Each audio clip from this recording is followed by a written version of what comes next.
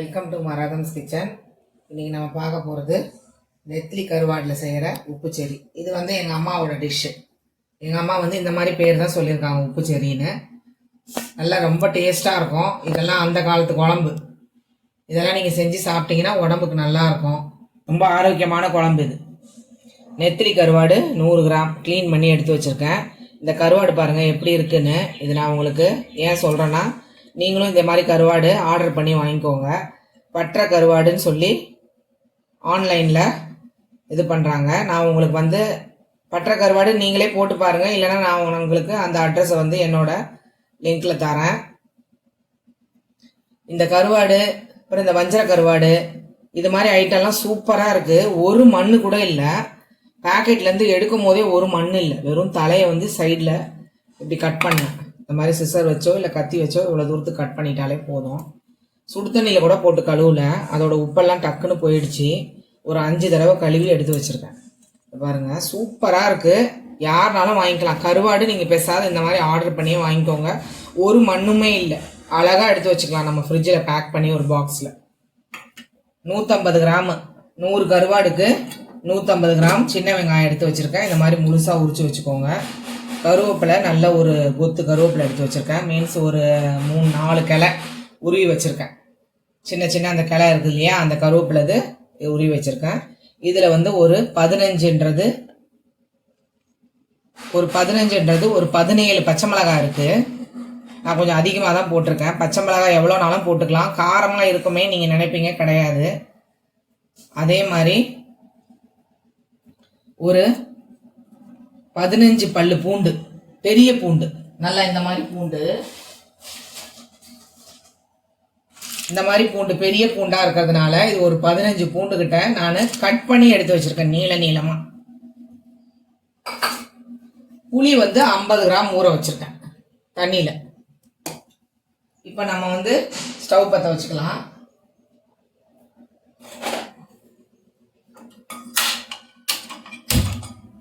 Stove பற்ற வச்சாச்சு. நல்லெண்ணெய் தான் யூஸ் பண்ணோம் இதுக்கு.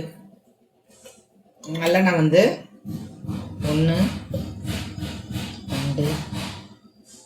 3 3.5 கரண்டி ஊற்றிருக்கேன். வேற எந்த எண்ணெயும் யூஸ் பண்ணாதீங்க, நல்லெண்ணெய் ஒண்டி தான் யூஸ் பண்ணணும். இப்போ கடுகும் வெந்தயமும் எடுத்துக்கலாம். வெந்தயம் வந்து நல்லா ஒரு 1/4 ஸ்பூன் எடுத்துக்கோங்க. கடுகு வந்து நல்லா ஒரு கரண்டி எடுத்துக்கோங்க. 1ன்றது 1.25 கரண்டி எடுத்துக்கோங்க. வெந்தயம் நல்லா இன்னும் கூட கொஞ்சம் போட்டுக்கோங்க. வெந்தயம் நல்லா பிரியமாக சாப்பிட்றவங்க, அது இருந்தாலும் சாப்பிட்றவங்க, ஏன்னா வெந்தயம் எப்பவுமே நல்லது, அதனால கொஞ்சம் அதிகமாகவே சேர்த்துக்கோங்க. எண்ணெய் நல்லா சூடாயிடுச்சு. இப்போ நம்ம கடுகும் வெந்தயத்தையும் போட்டுடலாம். நல்லா இந்த மாதிரி திரட்டி விட்டுக்கோங்க கடுகும் வெந்தயத்தையும். ஏன்னா கடுகு ஒண்டி நம்மளுக்கு பொரிஞ்சா போதும். வெந்தயம் வந்து டக்குன்னு தீஞ்சிரும்னு சொல்லுவாங்க. கொஞ்சம் அதில் வந்து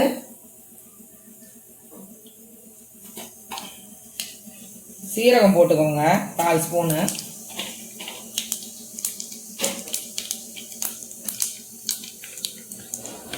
கடுகு பொரிஞ்சிருச்சு. இப்போ நம்ம வந்து வெங்காயம் போட்டுக்கலாம். வெங்காயம் பூண்டு எல்லாம் 1 by 1 போட்டுக்கோங்க. ஆயில் வச்சுக்கோங்க.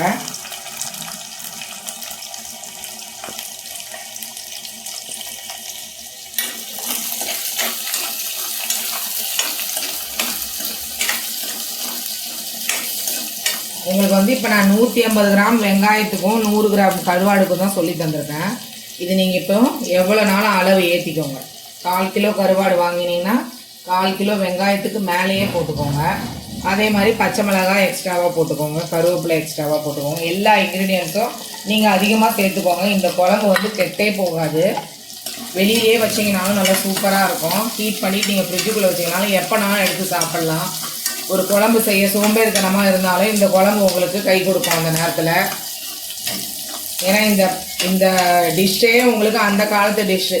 ஏன்னா எங்கள் அம்மா தான் எனக்கு சொல்லி கொடுத்து தான் நான் கற்றுக்கிட்டேன். இதை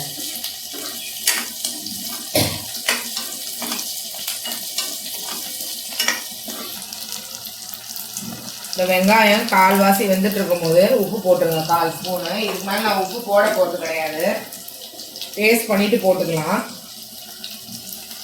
பெருங்காயம் போட்டுக்கோங்க, நல்லா ஒரு 1/4 ஸ்பூன் போட்டுக்கோங்க பெருங்காயம்.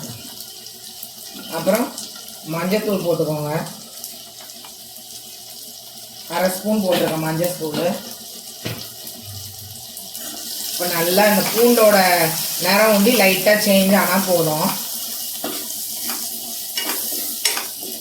இது எங்கள் அம்மாவோட சூப்பர் ரெசிபி. இது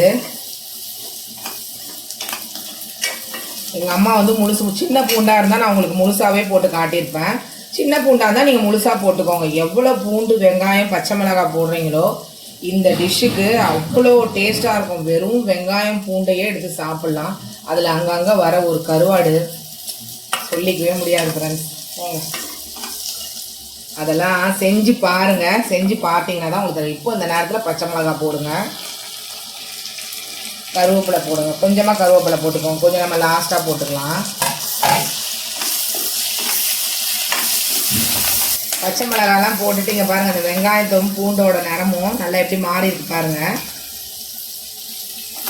நல்லா இந்த அளவுக்கு எண்ணெய் ஊற்றிக்கோங்க, நான் சொன்ன மாதிரியே எண்ணெய் ஊற்றிக்கோங்க. நல்லா இதே அளவுக்கு செய்கிறவங்க இதே மாதிரி செஞ்சு பாருங்கள். இதோட அளவு அதிகமாக செய்கிறவங்க நீங்கள் எப்படி அதை அதிகரித்து போட்டுக்கணுமோ அந்த மாதிரி போட்டுக்கோங்க. எதுவுமே ஆகாது பாருங்கள், இதில் எந்த ஃபால்ட்டுமே வராது. இந்த குழம்பு அவ்வளோ அருமையான குழம்பு. நான் இதை மறுபடியும் சொல்கிறேன், நான் எவ்வளோ குழம்புலாம் செஞ்சு காட்டுறேன், ஆனால் இந்த குழம்புக்கு ஈடு வரவே வராது.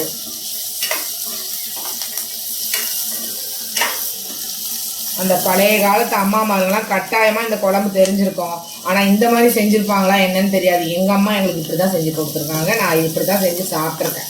இப்போ வந்து இந்த கருவாடை போட்டோம். அது உங்களுக்கு மறுபடியும் இந்த டிப்ஸு சொல்கிறேன். இந்த பற்ற கருவாடில் கண்டிப்பாக வாங்கி சாப்பிடுங்க, சூப்பராக பெஸ்ட்டாக இருக்குது. நல்லா சூப்பராக அவங்க பேக் பண்ணி தராங்க. வர்றதுக்கு லேட் ஆனாலும் கருவாடு பெஸ்ட்டு, சொல்கிறதுக்கே முடியாது. எல்லாமே பெஸ்ட்டாக இருக்குது. வஞ்சர கருவாடுலேருந்து எல்லாமே ஸ்ட்ரைட்டாக நம்ம செய்யலாம்.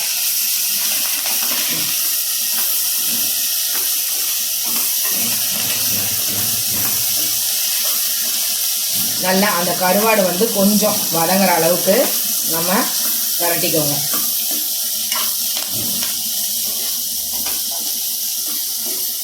ஆனால் இதுக்கு நல்லா ஃப்ரெஷ்ஷான வெங்காயம் பச்சை மிளகாலாம், நல்லா ஃப்ரெஷ்ஷான பச்சை மிளகாய் இதெல்லாம் வச்சுக்கோங்க, ஏன்னா நல்லாயிருக்கும் சாப்பிட்றதுக்கு.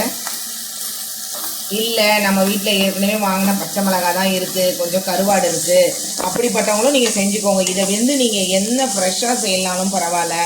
கொஞ்சம் வெங்காயம் வந்து நம்ம வீட்டில் இவ்வளோ தான் இருக்குது, அந்த வெங்காயத்தை வச்சு நம்ம செய்யணுன்னாலும் நீங்கள் ஒன்றுமே இல்லை, பேக்கெட் கருவாடை கூட விற்கிது பாருங்கள். அந்த பேக்கெட் கருவாடை கூட நீங்கள் அழகாக கழுவி அதில் கூட கொஞ்சமாக குழம்பு இந்த அளவுக்கு கொஞ்சமாக வெங்காயம், இவ்வளோ வெங்காயம், 4 பச்சை மிளகாய் 5 பச்சை மிளகாய் தான் நம்ம வீட்டில் இருக்குது, நம்ம டக்குன்னு ஒரு குழம்பு இது செஞ்சு பாருங்களேன், உங்களுக்கு அவ்வளோ டேஸ்ட்டாக இருக்கும்.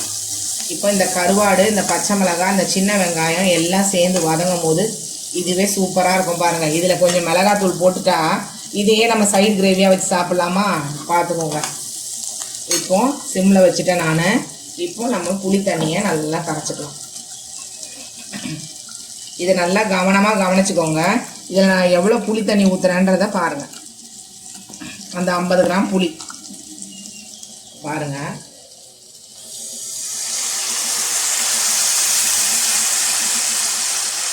இப்போ ஊற்றிட்டேன் பாருங்க.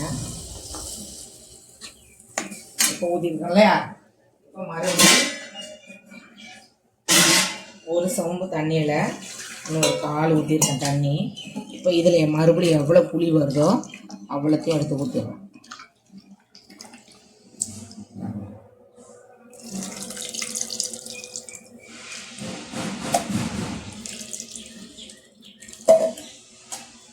பாருங்க, இப்போ மறுபடியும் கொஞ்சம் எடுத்துக்கிட்டேன்.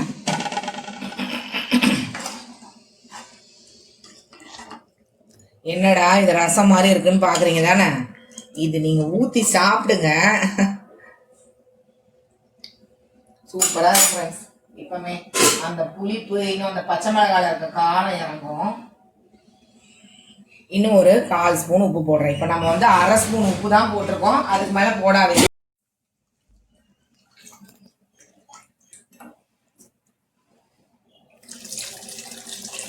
அவ்வளோதான் ஃப்ரெண்ட்ஸ், இதுக்கு மேலே அது சக்கையாயிடுச்சு.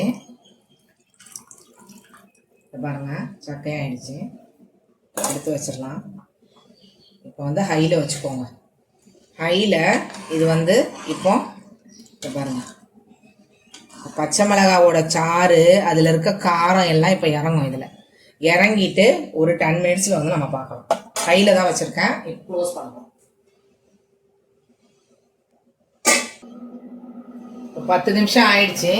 10 நிமிஷம் ஆனதுனால இப்போ மூடியை திறந்து பாருங்கள். இதை பாருங்கள், நான் ஊற்றின தண்ணி வத்திருச்சு. இப்போ நான் உங்களுக்கு சிம்மில் வைக்கிறேன். இந்த எண்ணெய்லாம் வந்துருச்சு பாருங்கள். அந்த நல்லெண்ணெய்லாம் உங்களுக்கு தெரியுதா? நல்லெண்ணெய்லாம் பாருங்கள், நல்லெண்ணெய்லாம் மேலே பிரிஞ்சு வந்துருச்சு. உங்களுக்கு இதுதான் கரெக்டான லெவல் உங்களுக்கு செய்யறதுக்கு. இவ்வளோ புளி தண்ணி ஊற்றுனோன்னா இந்த இது வத்திரும். இதுக்கு மேலே நீங்கள் வத்த விடாதீங்க. இப்போ இந்த மிளகாவை ஒன்று எடுத்து சாப்பாடில் போட்டு சாப்பிட்டு பாருங்கள், ஒரு காரமும் இருக்காது. அதே மாதிரி இது ஊற ஊற ஊற அவ்வளோ அருமையான ஒரு குழம்புனா இந்த குழம்பு தான் நான் சொல்லுவேன்.